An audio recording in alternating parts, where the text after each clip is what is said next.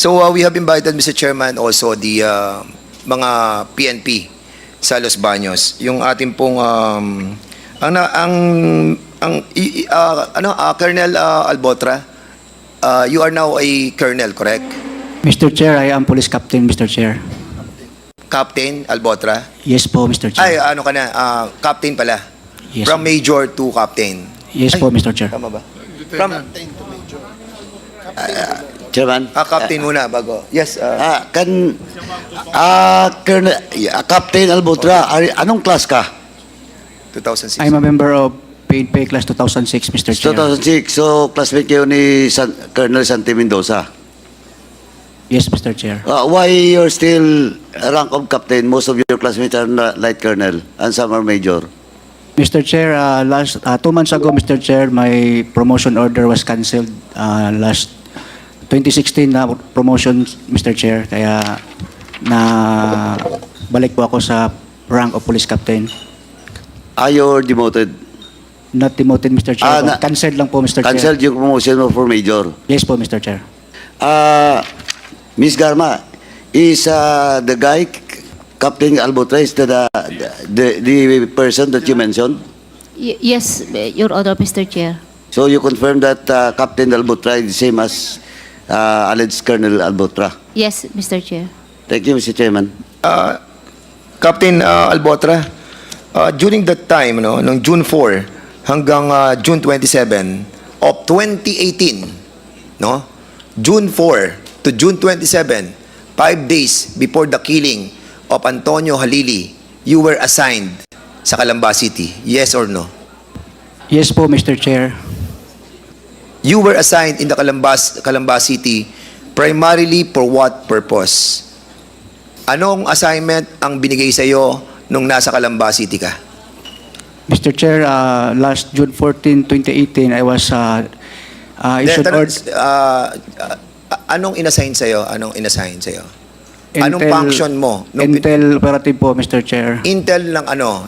Intel ng Calamba City Police Station po. Ng SDEU, Opo, Mr. Chair. Drug Enforcement Unit.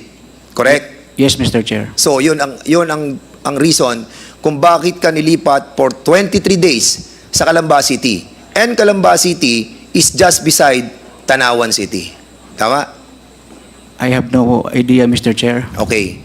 So, sa loob ng 23 araw na you were assigned in Calamba City as intel of the Drug Enforcement Unit, anong ginawa mo sa loob ng 23 days that you were assigned in that city? Mr. Chair, I have submitted the affidavit, Mr. Chair. Yes, we have received your affidavit.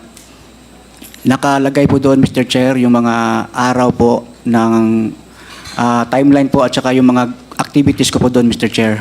I got your affidavit. But what I'm asking you is, anong ginawa mo bilang ikaw ay intel ng DEU sa Calamba City? Anong work ang ginawa mo during that time?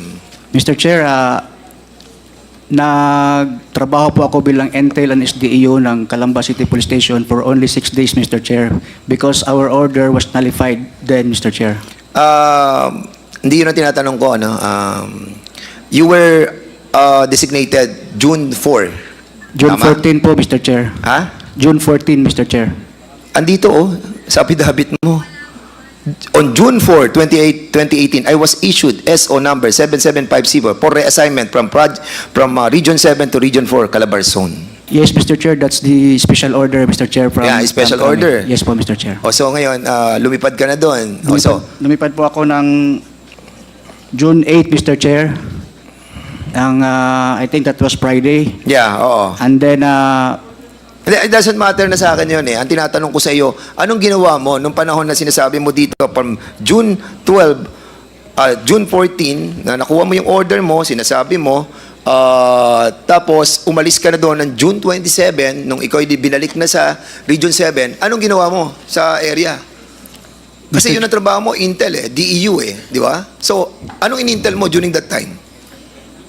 I only work as intel, Mr. Chair, for only 6 days, Mr. Chair, kasi nalified nga po. Okay, yung order correct. namin. Opo. Sa 6 days, anong ginawa mo?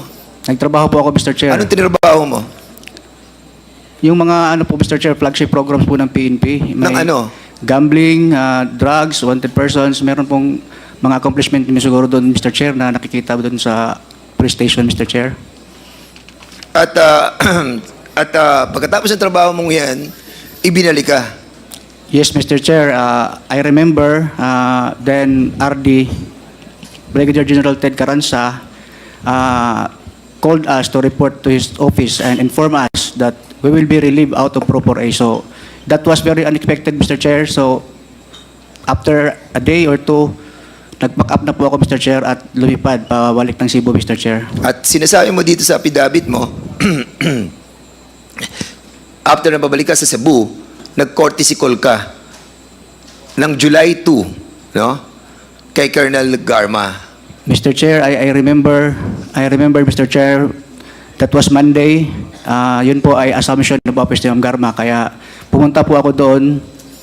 Ngunit hindi po kami nakapag-usap kasi marami pong tao at saka pagkatapos po ng assumption niya, diretso po sila sa conference room, Mr. Chair. Okay, and during that time, July 2, dito pinatay si Tony Halili. At ang sinasabi mo, naandun ka sa assumption ni Colonel Garma. Colonel Garma, can you kindly confirm to us, nung July 2, na kung saan dito pinatay si Tony Halili, were you able to meet si Captain Albotra? Mr. Chair, hindi ko na maalala sa dami po ng mga officers during that time. Okay. At dito sa kanyang affidavit, sila sabi niya dito, noong July 3 to 4, nag-courtesy call siya sa CCPO. Ikaw yon. And July 5, 2018, nag-issue ng order para dalhin siya doon sa traffic patrol group. Na-sign mo. So, kailan mo siya nakausap? So, most likely, Mr. Chair, after the turnover po ng command when I assumed as city director. So, most likely, that's before July 5 when the order was issued to him as in charge of the assigned sa traffic group. At doon mo siya nakausap about doon sa pagiging boastful niya sa nangyari kay Halili? Yes, Mr. Chair, kasi may PDS po kasi yan na pinakita sa akin. So nakikita ko yung kung saan ang mga assignment. So nagtanong ako saan siya galing. So very comfortable naman po siya na nagkwento na galing siya sa Region 4A at nakwento po niya sa akin yung operation. At yun ang sinabi niya? Yes, Mayor Halili. Anong pagkakasabi niya, That GM? he is part of the said operation. Hindi naman niya sinabi siya ang bumaril or something, but the fact na sinabi niya he is part, I assume na merong Kinalaman? trabaho. Yes, sir. And mga ganyan kasing trabaho, compartmentalize po yung work. So, hindi na rin po ako masyadong nagtanong. Asang alam ko lang, nakwento niya, sharpshooter po yung bumaril. So, Captain Albotra, do you confirm that nagkaroon kayo ng usapan sa kanyang opisina?